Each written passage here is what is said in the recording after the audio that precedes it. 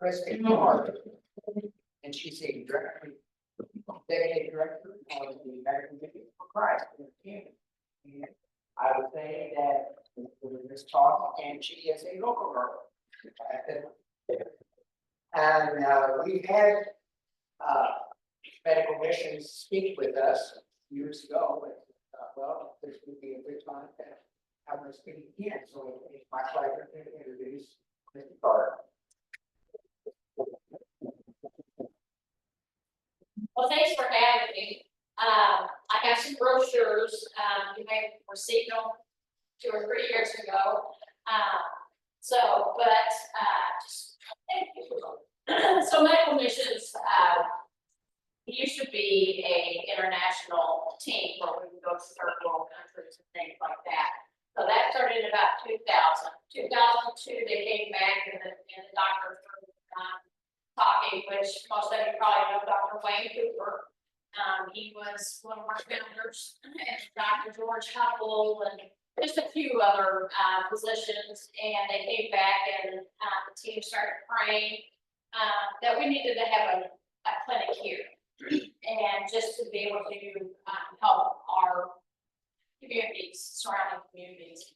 So we see people that don't have any insurance, underinsured, lack of any kind of medical attention. So we started that, and we opened our doors in 2006. How I got started, and I was always in the background. I never wanted to be here. So I always worked, they asked me to do something, I would do that. So one day when the doctors called me, I was an office manager at Roy Clinic, and they're like, you know what? We need to start our own clinic, and we need your help. What the world can I do, So I started praying, and that day I also had a drug rep speaking to my doctors and myself, and he overheard this conversation. And so he's like, you know what? I have a doctor in St. Louis that is retired, and he does not want any of his equipment. Well, hello. So we made arrangements, took a couple trailers up there. We loaded everything from desks, cotton balls, medical tables, whatever he had, we took. So that's how we got started. Lake Regional's been a big fan of ours. I mean, they helped us in so many ways. They supplied our buildings for us. So now we're in where the health department is at. So we share a spot with them, and there's no rent. And if we ever need anything, they're there for us. So it's been really nice. So what we do is we see patients, like I said, that are insured, underinsured. So when I talk about underinsured, it means people that may have Medicare, and they might be in the donut hole. You all probably heard of that. Or maybe they have just medical and vision. That's it. They don't have dental insurance. So if they qualify for our clinic, and it's all by financials, then they can come and we can do free dental care. We also have grant money from Camden County that they're 60 and over, and if we can help in any way, medications or glasses, medicine, dentures, anything like that, we will help you get. We are only funded by donations and by individuals, churches, businesses, not the government. The government, when we first started, we were applying for a grant, and they're like, you can have the money, but you have to take price of it. We didn't do that. So we're still here, so we're doing the Lord's work. And I appreciate your prayers about meeting the needs of those that need it. That's what we're here for. We see patients for medical Most of them are primary care, so we don't do anything real extensive. Most of our patients are probably, about 98% of them are diabetics. So we can supply insulin, medications, things like that. We also do vision. Dr. Scoggin is our vision, our optometrist. We also have a dentist. We have a hygienist that comes from the Metro bus, Kansas City. So we have dentists that will help us out. It's not free, but they say give us a discount for our patients. So whenever they need something, we do chiropractic. We have a chiropractor from Lebanon, and we also have one from Camden, so they come every 2 weeks, and so we can see our patients that way. We do spiritual counseling. We have 3 chaplains, always looking for more chaplains. We have volunteers, of course. We have 3 paid, let's see, we have 3 paid positions. We have the office manager, we have myself, and then we have a lady that's a prescription assistant program. And what she does is that patients, of course, when our patients come, they can't afford their medications unless they're like $4 medication, which is the old drugs. So sometimes we need the newer ones. And so we can go into the system and find out if our pharmaceutical companies will actually donate medications to our patients, and they can get it up to a year for free. So they can get 3 months at a time, and so then they will automatically send it to us, and the patient does it. So those are the main things. We do have a couple of programs out. We have you have the micro share. Here's the shepherding program. What it is, we have somebody that is over that program that say, well, I'll just give you an instance. So we have a gentleman that has been in this home for 3 years. The wait time that he can come get out of his house is when an ambulance would come and get him and take him to the doctor, because there was one step that he couldn't get in from his kitchen to his garage to get to his car. All he needed was a ramp. They called us. We got a hold of a church, and that church took care of that. So now he can get out of his house. He doesn't need the ambulance, and he can go. He's more free now to go and do things. So it's things that we take for granted that we can do. So we also, and it all has to be health related. So some people call and say, hey, I can't afford my medication. Just yesterday we had one that ladies in the donut hole. So her medication was $300. And so we took care of that for her because we had that. We do get grant money from Gordon County as well. So we can help those people that are in need. But we also have what we call Shepherd's Keep. Shepherd's Keep is where we get items donated to us, like walkers, hospital beds, CPAP machines, any kind of medical equipment we probably have. And so when it's donated to us, we'll clean it up, and then we can donate it out to anyone. So it doesn't matter on our financial status at all. So a lot of times people might be in the hospital and they're having to wait for their insurance to pay for a walk. Well, they don't have time because they're going to be discharged today. So, but they can't wait 2 or 3 days or maybe a week to get their walker, and you use their assistance, so you know. So, there's things like that that we can supply those medical equipment. So they don't have to wait. Everything's free. So we just ask if they can make a donation. It's that simple. They just sign papers stating that they received that item. It's theirs. They can bring it back if they want. So some of them might say they go to their market. But you know what? I mean, if they need it and they need the money, we understand.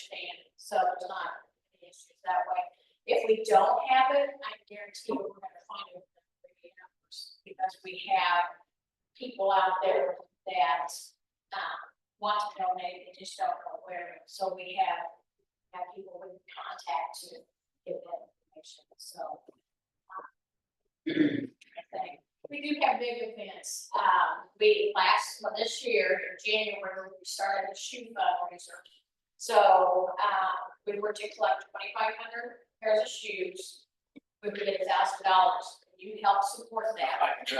I ain't got a few pairs. That, okay, I mean, anything helps, and, so, thank you for the support. So if you're all ever interested, we're taking shoes now, however, we don't engage it until January, so January to April will be our big shoe fundraiser, but right now we've got like 3 bags of shoes. So the bags are 20 days, it says 25 pairs of shoes in the bag.